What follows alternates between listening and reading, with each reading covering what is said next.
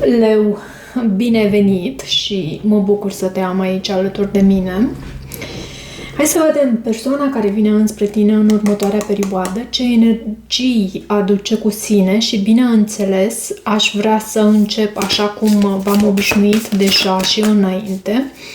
Aș vrea să încep cu mesajul acestui oracol sau mesajul unui oracol. De data aceasta este vorba despre oracolul Whispers of Love. Nu primesc cardurile acestui oracol în poziție inversă, pentru că a venit în poziție inversă acest card și de aceea îți spuneam. Și să vedem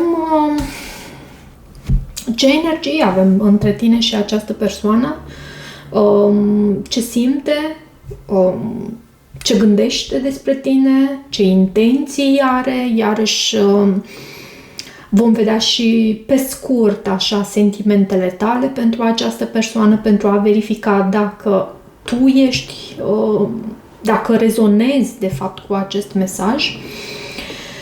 Mesajul din partea Universului este pentru tine să fie autentic. Văd numărul 39, numărul 39 aici, a ieșit pe masă și nu că tu nu ai fi autentic, doar că ai tendința să fii o persoană extrem de generoasă. Leii sunt recunoscuți ca fiind persoane generoase și poate calcă pe inima lor pentru a oferi, în anumite contexte, nu tot timpul, calcă pe inima lor pentru a le fi bine și celor din jur. Și mesajul acestui card este acela că tu trebuie să fii real și adevărat în ceea ce privește cine ești tu și ceea ce simți tu cu adevărat. Pentru că dacă tu îți calci pe inimă pentru a fi bine și celor din jur, nu spun că de acum ne transformăm în acele persoane narcisice care își văd doar propriul interes, însă este necesar să îți transmiți și adevărul tău personal, ok? Împachetat în iubire, împachetat în compasiune, nu cu o agresivitate din aceea pasivă, dar atunci când ai de spus ceva, e important să spui acel ceva. Mai văd faptul că, uite, pentru tine în sfârșit avem și această carte Nouă iubire, văd numărul 26 și poate că se arată un fel de oportunitate în ceea ce privește planul acesta amoros sau chiar pe muncă, o nouă pasiune în ceea ce privește planul financiar, carieră sau chiar creștere spirituală, o nouă iubire, o nouă pasiune. Și reține faptul că da, poate să reprezinte o nouă persoană, dar mai poate să reprezinte și o nouă pasiune a ta, un nou hobby, ceva care să îți stârnească curiozitatea, interesul și bucuria sufletească. Ok, hai să vedem în ceea ce privește tarotul, persoana aceasta care vine înspre tine, ce energie aduce. Îți mulțumesc iarăși pentru faptul că ai fost răbdător cu mine, pentru că, așa cum ai văzut, nu am reușit să postez citirea ta și asta e ceva timp, am luat o pauză de ceva timp. Și îți mulțumesc pentru asta. Oricum, lei sunt... eu îi văd generoși și destul de iertători, atât timp cât nu le calci orgoliul în picioare, pentru că acolo deja ai întrecut limita și e de rău, să zicem așa. Văd împărăteasa, 8 de bâte, 5 de bâte la baza pachetului. E ceva cu potențial de creștere aici, e ceva cu potențial de evoluție. Văd și faptul că lucrurile se schimbă, dar posibil să existe și competiție în această conjunctură cu această persoană. Poți să ai de-a face cu un taur sau cu un leu. Ce simte această persoană pentru tine? Regina de bâte. Ce gândește? Foarte frumos. Asul de monede. Ce intenții are? Văd cartea moartea. Roata norocului. Avem în felul în care se arată această persoană, ce simți tu, pajul de cupe, provocarea, cavalerul de monede, viitorul posibil, 2 de bâte și 3 de monede în sfatul pentru tine în această conjunctură, în această situație cu această persoană. Ok. Hai să vedem. Ce aș putea să spun e că această persoană vine cu intenție de schimbare, de transformare și vedem asta și cu roata norocului și cu această carte moartea. Poți să ai de a face cu un scorpion, iarăși cu această carte moartea, este, văd, singura arcană majoră, nu, mai avem și roata norocului, scuze, avem și roata norocului și avem și cartea împărăteasa. Deci poți să ai de a face cu un săgetător, scorpion, văd aici taur, balanță, între semnele zodiacale subliniate, dar poate fi orice semn zodiacal, așa cum spun de fiecare dată. Semnele zodiacale sunt doar pentru confirmare, iar dacă tu rezonezi cu mesajul oferit, mesajul este important și nu semnele zodiacale spuse aici în citire. Avem regina de bâte. Regina de bâte este în sentimentele acestei persoane pentru tine. Regina de bâte este foarte atrăgătoare. Cred că este o persoană care te vede în această energie iarăși, iar pentru cei care sunteți bărbați și urmăriți această citire, puteți să aveți de a face voi cu un semn de foc, leu, berbec, săgetător. O persoană foarte carismatică, foarte atractivă, o persoană care atrage privirile celor din jur foarte ușor, prin energia pe care o emană. Contează și aspectul fizic, dar nu atât de mult. Această persoană atrage prin energia pe care o emană în primul rând. Și văd 4 de spade. De ce acest 4 de spade? Eremitul. În sentimentele acestei persoane, eu cred că este o pauză între voi, da. Cred că este o pauză între voi. Am extras 2 cărți aici pentru că acest 4 de spade poate să vorbească despre o pauză, dar poate să mai vorbească și despre vindecare. Fiind toate aceste 3 cărți împreună, eu cred că această persoană își cam arată colții, așa. E un mod de a spune, nu tocmai cel mai plăcut și nu tocmai cel mai frumos, dar regina de bâte e o persoană care luptă. E o persoană care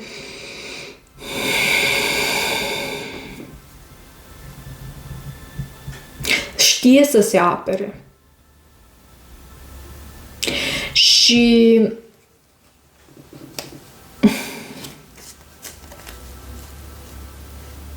cred că este și o pauză între tine și această persoană. Cavalerul de monede este în provocarea din această situație. Cavalerul de monede, bineînțeles, se mișcă foarte încet și poate că tocmai acest fapt că lucrurile se mișcă destul de încet și situația evoluează destul de încet și aproape că nu îți dai seama de faptul că situația, da, evoluează, reprezintă provocarea aici. De ce cavalerul de monede?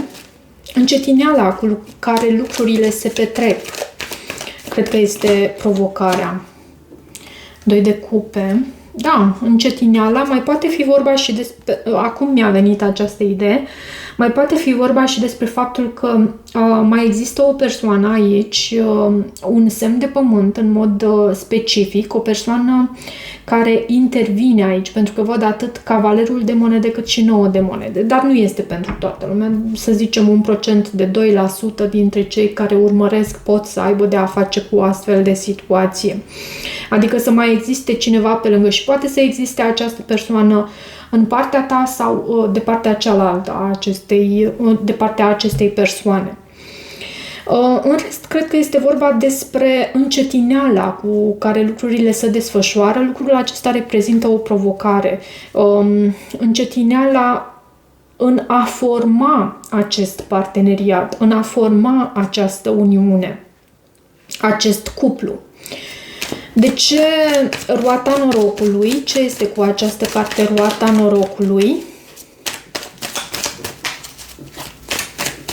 În felul în care se arată această... 3 de spade și regina de spade. Am sentimentul... Nu cred că este vorba despre o persoană cu dublă personalitate, dar am sentimentul că în această persoană, în această perioadă, această persoană acționează astfel. E ceva... Una e ceea ce simte și una e ceea ce arată. Și regina de spade este o persoană foarte tăioasă. Și cred că este și o persoană rănită. Dacă nu ar fi fost rănită, această persoană nu ar răni la rândul său. Regina de spade, în anumite cărți, în anumite pachete de tarot, este reprezentată ca fiind o persoană care este extrem de atractivă, dar care pierde din pretendenți tocmai pentru faptul că este o persoană inteligentă, tocmai pentru faptul că își comunică adevărul într-un mod asertiv, este foarte directă și astfel ea pierde din pretendenți. Nu că ar fi un lucru rău, nu că ar fi un lucru rău, dar având în vedere că aceste energii sunt în felul în care se arată această persoană, cred că se arată așa ca punând un anume zid între voi. Și la tine văd faptul că dai dovadă de curiozitate, poate ți se deschide chakra inimii ușor. Vedem și asul de monede. Asul de monede în gândurile acestei persoane. Își dorește un nou început. Și un nou început care să transforme această relație, pentru că avem și aceste intenții aici. Da, într-adevăr, acest card moartea mai poate să vorbească și despre, cum să zic eu, despre o încheiere.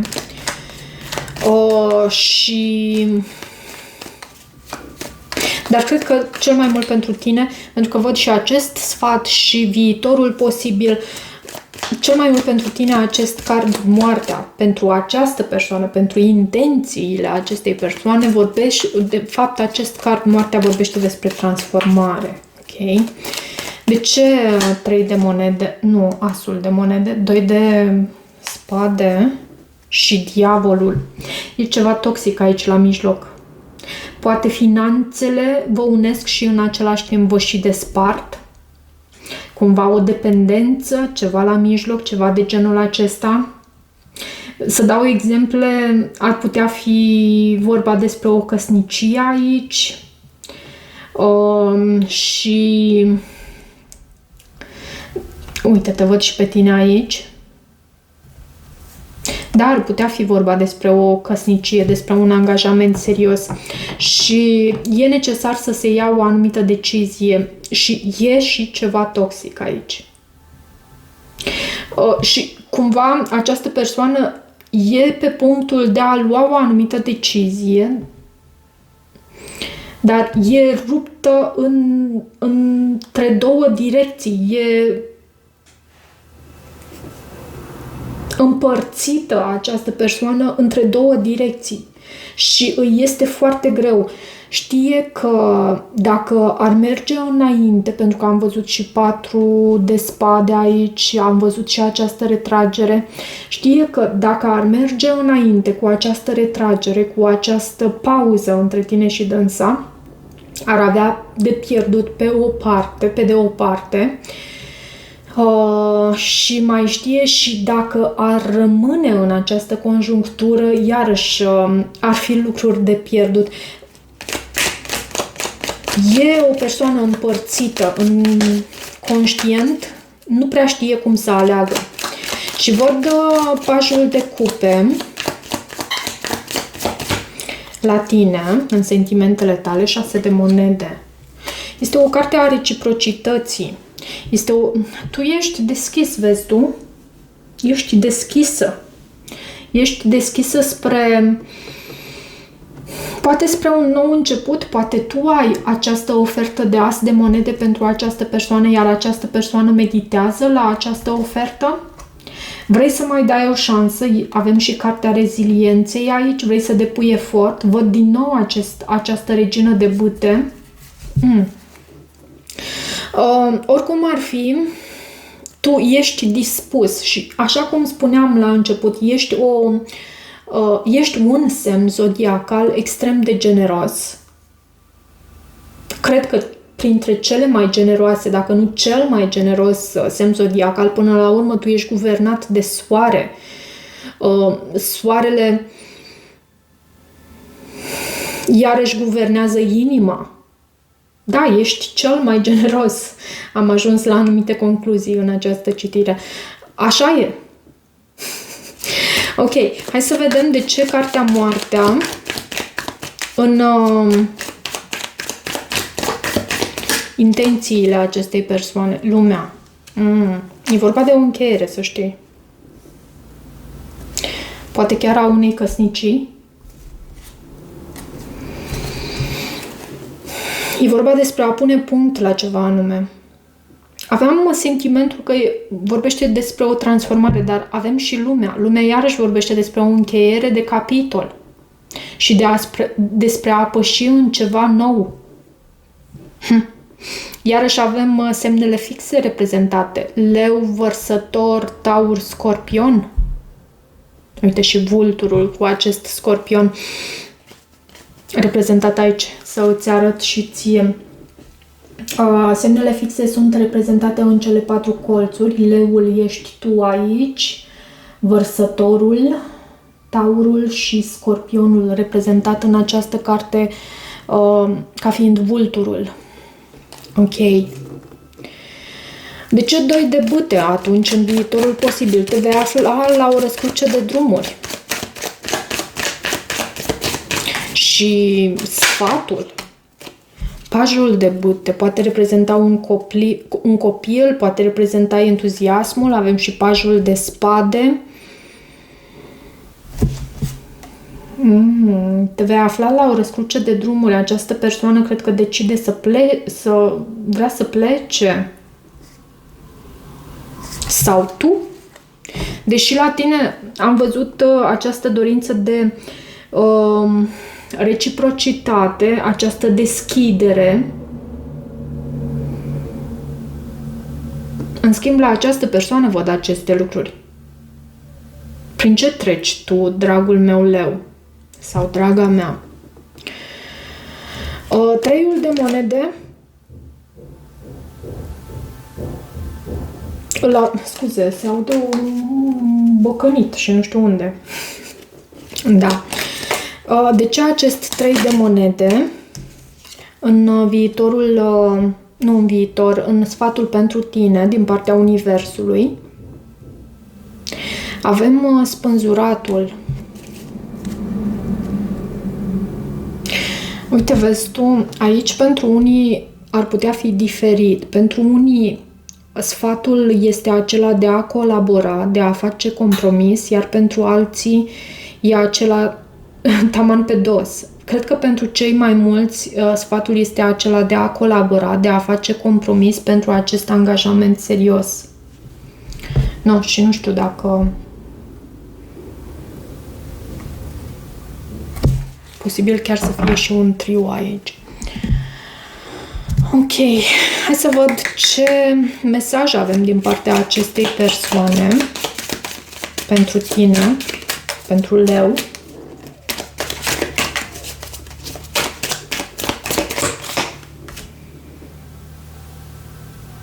Nu am putut să te las să te apropii de mine. I couldn't let you get close to me. Finding out the truth crushed me. Atunci când am aflat adevărul, acest lucru m-a doborât. E ceva între voi sincer, cu care această persoană te consideră vinovat, vinovată? Pentru că văd acest card de aici. Și pentru unii, poate că nu rezonează pentru toți. Văd și faptul că această persoană simte că o lași în urmă. I feel you leaving me behind. Poate despre acest adevăr este vorba. Hai să văd și un mesaj din partea oracolului creatorilor sacri. Vreau să văd pentru tine ce mesaj avem. Ești lumină și tu ești soarele. Ești soarele, reprezinți succesul, reprezinți centrul universului și poți să manifesti folosindu-te de acest element pământ. Elementul pământ vorbește despre a materializa prin muncă, prin efort și chiar să manifeste anumite lucruri în planul acesta 3D. Ceva vizibil, ceva palpabil, ceva concret. Ok? Și da, tu ești lumină. Nu uita de acest lucru. Avem aici numărul 56 și mai vreau un card pentru tine din partea visului șamanului. Ok, și avem cardul, doar că multe cărți au vrut să vină pe masă. Nu am să le citesc pe toate, bineînțeles. Dar am să îți citesc și ce a venit. Diavolul de praf, ieșirea din stagnare. Acest lucru e un lucru bun. E ca o binecuvântare deghizată cumva pentru tine. Și să găsesc semnificația dată în această carte. Ok. Acceptarea haosului. Și știi cum e?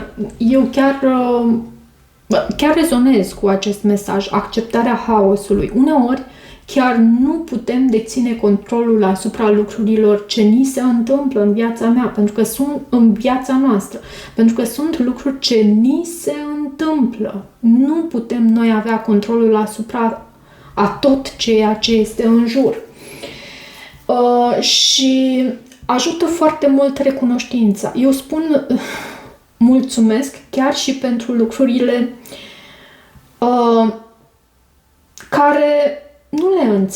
pe care nu le înțeleg în viața mea. Dar spun mulțumesc nu la modul sadic. Mulțumesc, Doamne, că am parte de rău. Nu. Ci o spun mulțumesc, Doamne, că mi s-a întâmplat așa. Cine știe? Tu știi mai bine de ce. Eu n-am cum să știu. N-am cum să înțeleg lucrurile din perspectiva ta. Însă, Doamne, Tu știi mai bine de ce mi se întâmplă acest lucru. Și am observat că s-a produs așa un mare shift în viața mea de când am început să spun mulțumesc. Nu știu, parcă sunt pe creștere în toate domeniile. Și, uite, am să îți... Suntem la minutul 23, da, mai avem puțin timp să discut cu tine. De când am început să spun mulțumesc și, bineînțeles, de când am început să meditez și după metoda lui Joe Dispenza, meditez 2 ore pe zi și, bine, având în vedere și ceea ce fac eu simt nevoia să fac acest lucru. Dar 1 oră pe zi e suficient să meditezi. Poate chiar și 20 de minute sau un sfert de oră. E bine și 5 minute. Dar eu astfel fac și acum, în perioada aceasta de curățenie, chiar am căutat prin sertare, am tot strâns hârtii, am pus în diferite locașuri, acum nu știu dacă am să le mai găsesc, și am găsit un card pe care, dacă am să-l găsesc, chiar am să îți arăt. Am găsit un card pe care era scris încă din 2023, perioada în care eu încă lucram, la început de an 2023. Nu știu exact data, chiar nu m-am uitat foarte atentă. Dar am găsit că atunci, în 2023, eu mi-am setat intenția de a avea acest canal de YouTube încă dinainte de a-l avea. Și Dumnezeu a vrut ca acest lucru să mi se îndeplinească. Chiar dacă am să găsesc, bine, că unii au să spună că de fapt l-am făcut acum și pot să mă crezi sau nu despre asta este vorba, dar la mine a funcționat. Intențiile, afirmațiile și chiar a funcționat. Mă rog, că nu mai știu de unde am început. Hai să vedem semnificația acestui card. Prezența diavolului de praf provoacă scandal. Unii oameni se tem de natura lui haotică. Începusem de la a spune mulțumesc chiar și pentru haos. Pentru că știe Dumnezeu și a avea răbdare în tot acest haos. Știe de ce ni se întâmplă, de ce permite să ni se întâmple anumite lucruri. Pentru a ne întări, pentru a ne lua din anumite locuri care sunt toxice pentru noi și a ne duce în alte conjuncturi. Știe de ce. Și de aceea e bine să mulțumiți și pentru acele lucruri, nu la modul sadic, repet, dar să mulțumiți pentru că știe Dumnezeu de ce. Poate nu înțelegeți voi pentru moment, poate urmează să ajungeți să înțelegeți, dar Dumnezeu cu siguranță știe de ce. Crezând așa, unii oameni se tem de natura lui haotică, crezând că vine să agite intenționat lucrurile. Adevărul este că nu te poți aștepta ca acest aliat de vis să se poarte frumos, să fie amabil și curat. Puterea lui stă în dezordinea pe care o creează când te cheamă să te implici în întregul ciclon al vieții. El reprezintă două aspecte pentru tine acum, vânturile din viața ta exterioară care par să te arunce în afara cursului, în care presupui că lumea vine spre tine sau ți se întâmplă rele și vânturile care se agită în interiorul tău cu diavolul de praf apărând din peisajul tău oniric pentru a te ajuta să scapi de lanțurile invizibile care te țintuiesc într-un deșert pustiu. Nu îți mai dori ca lucrurile să fie perfecte. Fii ciudat, dezordonat, contradictoriu, exuberant și descătușat. Ai încredere în acest proces. Diavolul de praf știe ce îți este necesar și când ai nevoie de ceva. Odată ce lucrurile se vor așeza, vei vedea bijuteriile strălucitoare care te așteaptă să le descoperi. Înțelepciunea care așteaptă să fie integrată. Ok, dragilor, cam atât pentru această citire. Dacă rezonați cu acest mesaj, bineînțeles, nu uitați să vă abonați canalului, să mai treceți pe aici, să îmi lăsați o apreciere și un comentariu. Eu vă mulțumesc mult pentru toată susținerea voastră. Vă apreciez și nu pentru susținerea voastră vă apreciez pentru ceea ce sunteți, pentru că față de unii dintre voi am ajuns chiar să mă apropii și vă mulțumesc pentru asta. Am nevoie și eu să mă deschid în fața oamenilor, pentru că toți suntem ființe sociale și avem nevoie să comunicăm între noi, să simțim că suntem de folos, să simțim că ne conectăm, că există și alți oameni pe lângă noi. Chiar avem nevoie de acest lucru. Și vă mulțumesc încă o dată. Da.